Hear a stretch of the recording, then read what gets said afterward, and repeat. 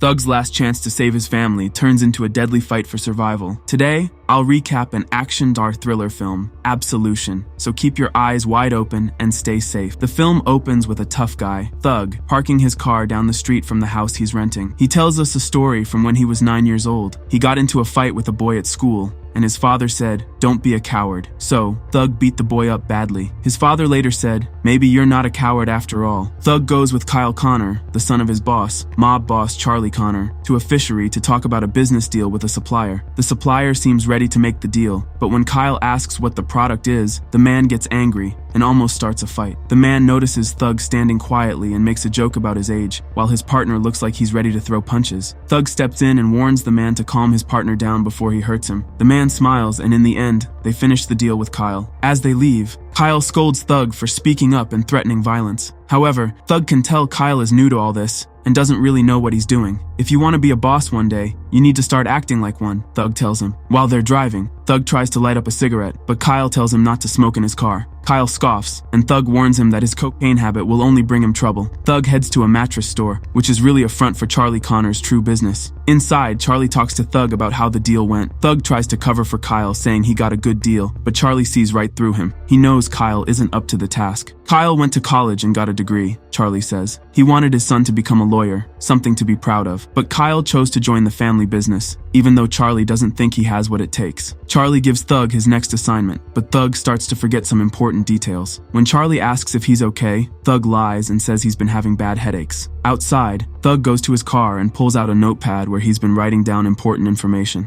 On one page, he writes, "Charlie Connor is my boss." Thug heads to a local gym to spar with a new boxer. While he lands some good punches, he also takes a few hits himself. Afterward, he sits in the locker room, looking lost. The gym owner walks in and checks on him. Thug gets ready to leave, but the owner reminds him of the real reason he came. "You're here to take the protection money owed," the owner says. Thug takes the money and walks out. Thug walks into his favorite local bar and starts arguing with the bartender about getting free drinks. Suddenly, he hears a loud argument between a woman and her boyfriend at the end of the room. Thug walks over to the man and tells him to take the fight outside. When the man refuses and threatens to hurt Thug, Thug knocks him out with a single punch. The woman, Yolanda Ross, screams at Thug, saying he killed her boyfriend. "He ain't dead, he's just stupid," Thug responds before walking back to his seat. Later, the woman yells at Thug as he leaves the bar, still angry about him knocking out her boyfriend. "He deserved it," Thug says calmly. The woman looks at him, nods, and smiles. Then she asks, "So, who's gonna take me home?" Thug and the woman go back to her place, where they kiss passionately. She gently but firmly tells him to slow down, and they continue from there. Later, as they lay in bed, the woman talks about how she doesn't mind the sounds of the apartment and the nearby buildings because she hates silence. She notices a tattoo on his arm with the name Loopy and says it was a nickname she had in high school. When she asks who the tattoo is for, Thug simply answers, "Some woman." The woman says that wasn't a very nice thing to say, but Thug explains that it was in honor of someone he thought he loved. He went to get the tattoo, and when he came back, she was with two of his friends. The woman tells him that what he did was actually kind of romantic. The next morning, Thug leaves the woman's apartment and heads home. He starts working out, but soon he gets a call from Charlie, asking him to pick up a pill shipment from Dr. Gruber. "Do you know where to go?" Charlie asks. Thug replies, "Yeah,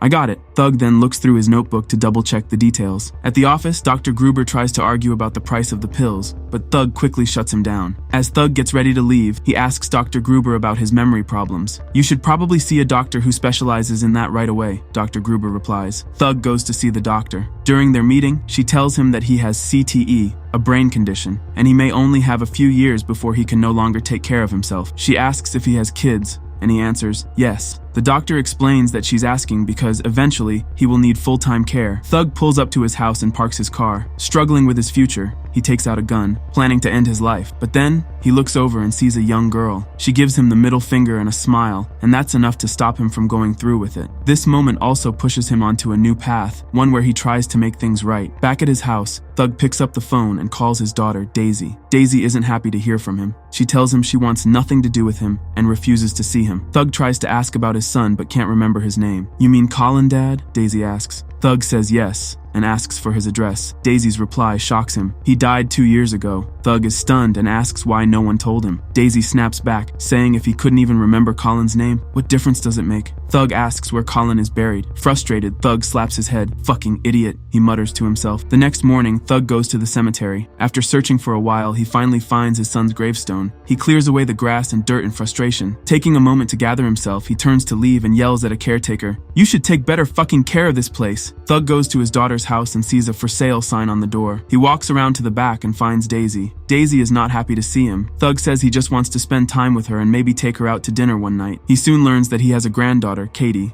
and a grandson.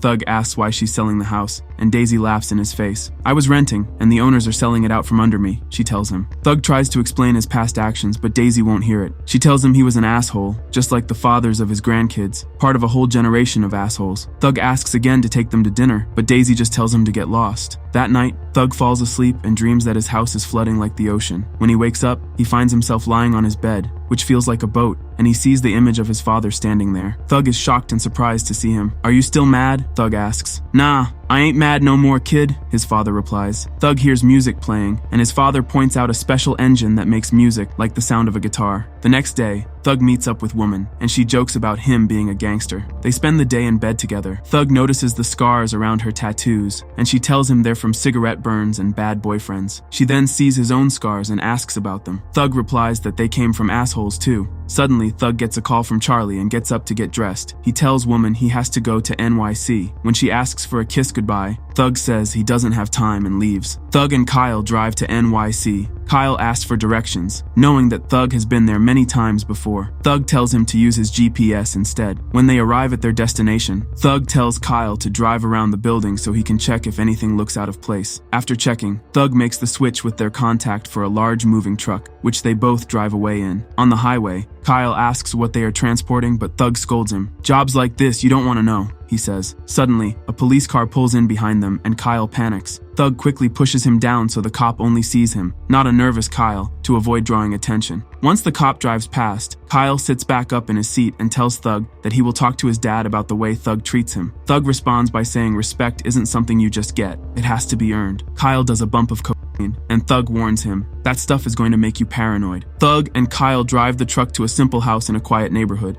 It belongs to a man named Gambero. Gambero tells them to park in the back. Kyle wants to get out of the truck, but Thug stops him. He says they aren't supposed to know too much. Just as they are about to leave, something unexpected happens. Thug hears a woman screaming. He looks over and sees a woman, Araceli, reaching out from the driver's side window, asking for help. Before Thug can do anything, two of Gambero's men grab her and pull her away. Thug just stands there in shock. When he looks down, he notices his hand is bleeding from an injury he got when Araceli grabbed him. Thug feels a deep sense of guilt and horror, knowing he just helped someone who is about to face something terrible. The next day, Daisy is at the school, watching Dre play football. Thug shows up and stands with her as they watch Dre make an interception that leads to a touchdown. After the game, Thug gives Dre a fishing reel as a gift. Dre wants to stay for the next game, and Daisy agrees, saying she has to pick up her daughter. After the game ends, Thug tells Dre that he promised his mother he would get him home. In the car, Thug asks Dre why he got kicked off the team for hitting the coach's son. Dre replies that the kid wouldn't stop getting in his face. Thug tells him that sometimes you have to know when to walk away. When Dre asks about Thug's time in prison, Thug explains it was because he couldn't walk away. Dre then tells Thug that his mom said he abandoned his family. Thug stays quiet, almost confirming it. Dre then asks about Thug's days as a boxer. Thug takes Dre to the gym, and the two watch a pair of boxers spar. After a while, Thug and Dre put on their gloves, and Thug teaches Dre some basic moves. When they're done,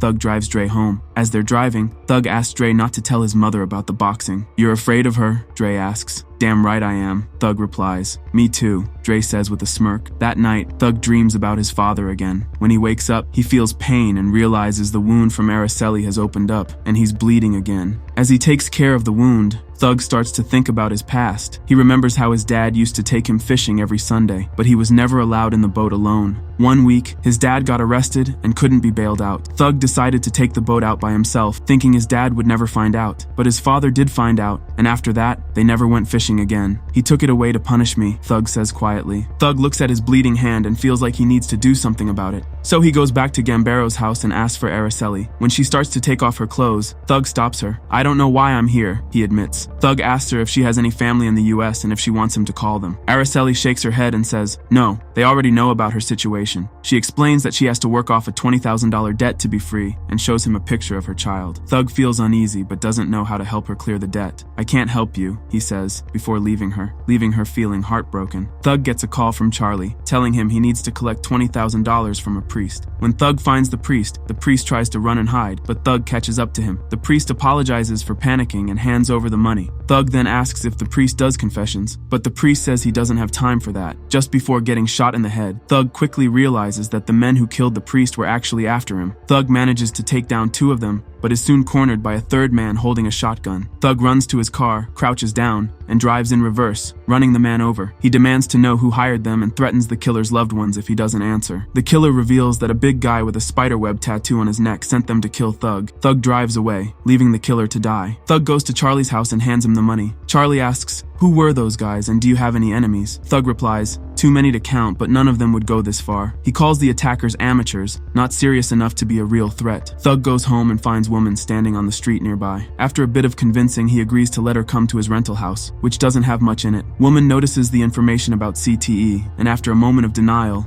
Thug admits that he is sick. Thug asks if she's noticed his memory problems, and woman says she did, but she thought it was just because he was an alcoholic, which Thug admits is also true. Thug opens up about his son, Colin, who overdosed on heroin 2 years ago. He tells woman that Colin was and he maybe didn't handle it well. He looks at her and says that with his condition, what they have isn't going to end well. Woman, thinking of it like a puddle of gasoline meeting a flame, tells Thug that she knows it's true, but they should still enjoy the time they have together. The next morning, Thug tells woman that he's meeting Daisy and his grandchildren for dinner, and he would like her to come with him. The day finally arrives, and Thug makes sure to clean up and look nice for the meal. He's excited, but as time passes, he starts to realize that Daisy isn't showing up. Daisy stood him up. Thug becomes frustrated and upset, having a meltdown right there in the restaurant. Woman steps in, comforting him and helping him calm down. She takes him back home, where Thug is left feeling disappointed and defeated. The next morning, while Thug is still sleeping, woman meets with Daisy and tells her the truth about her father. Thug wakes up and overhears them, becoming furious. He is enraged that Daisy knows the truth, and he threatens to hurt woman right in front of Daisy and Dre. Woman and Dre leave the house, and Daisy scolds her father, saying she didn't deserve that. Daisy admits she did stand him up because he abandoned them their whole lives, but after learning that there isn't much hope for treatment, she offers to help him find a new doctor if he wants her help. "Life's a shit storm, eh?" Daisy says before walking out. Thug, feeling overwhelmed, has a panic attack. He slaps his head, calling himself an idiot. Filled with anger and shame, he starts punching the walls until his hands bleed, frustrated with himself for all his mistakes.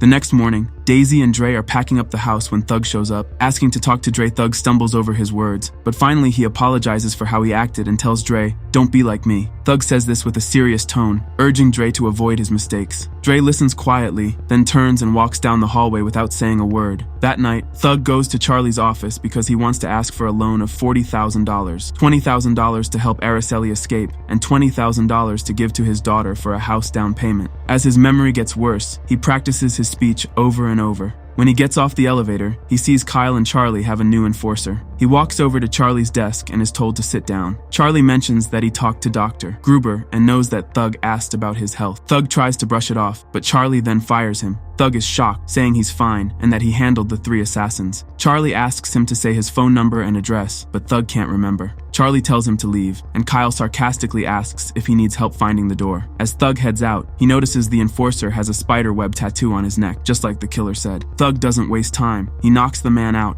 and pulls his gun. Thug walks up to Kyle and Charlie, pointing at the man he just knocked out. He's furious that they tried to have him killed. Thug asks Charlie if he knew about it, and when Charlie doesn't answer, it's clear he did. Charlie knew about Thug's condition before talking to Dr. Gruber, and still allowed it. Thug tells Charlie to open the safe. When Charlie refuses, Thug shoots Kyle in the leg to force him to obey. Charlie opens the safe, and Thug orders him to fill a bag with cash and guns. Thug is more disappointed than angry. He tells Charlie he came to him that night asking for a favor after 30 years of loyal service, but Charlie was going to toss him aside like a piece of shit on your shoe. Thug holds a gun to Charlie's head. Charlie, knowing he's likely going to die, begs Thug not to kill his son. Thug tells him to sit down and shoots him once in the chest, killing him. Thug leaves, sparing Kyle as a final favor to his old boss. Thug calls his lawyer, Bert, to his office for an urgent meeting. After handing him a cash payment for his work, Thug tells Bert to get a cashier's check made out to his daughter for a down payment on a house for her and her kids. Bert asks where Thug got the money from. Thug shows him his hand, where he wrote Charlie's name. "It was nice knowing you," Bert says, knowing that no matter what happens next, Thug doesn't have much time left. Thug goes to woman's apartment and finds her drunk in the bathroom, with cigarette burns on her skin. He carefully cleans her wounds, and then lies down next to her, holding her. "I knew it would be me who screws things up," Thug says softly. He tells her she needs to get real help, but woman shakes her head and says that Thug is the one who helps her. He holds her as she falls asleep, trying to comfort her. Thug goes back to Gambero's house, determined to buy Araceli's freedom. Gambero laughs at the idea of Thug buying one of his girls. Thug tells Gambero that they are both bullies who feed off of people's pain, but he is still willing to do business. He offers $30,000 for Araceli. Gambero, getting angry, says she's not for sale. When Thug asks why, Gambero shows him. Gambero tells Thug that Araceli was murdered by one of her customers earlier today. He acts cold about her death, as if it doesn't matter. Thug, feeling guilty for not getting her out sooner and furious at Gambero's attitude, pulls out a gun and tells him to move. Thug orders Gambero to tell one of his enforcers to leave, and then to bring all the girls working outside into the kitchen. Using both his money and Gambero's, Thug forces Gambero to pay and set free all of his victims. As Gambero does what he's told, he notices one of his men sneaking up with a gun, but the last girl sees him and screams, giving Thug the chance to shoot him dead. However, Gambero then stabs Thug several times with a hidden knife, making him fall to the floor. As Gambero glares at him, the last girl grabs the fallen gun and shoots Gambero in the head. Panicked, the girl tries to help Thug, but he tells her to take the money and leave. Bleeding badly, Thug calls Dre, telling him to be outside and not to wake his mother. When Thug gets to Daisy's house, he sees Dre waiting outside. Thug warns Dre that he will hear some awful things about him in the coming days. Dre notices that Thug is hurt, but Thug brushes it off, claiming he's fine. "Maybe the only way for me to do something right is to do something bad," Thug says. Dre tells him he doesn't understand, but Thug says one day he will.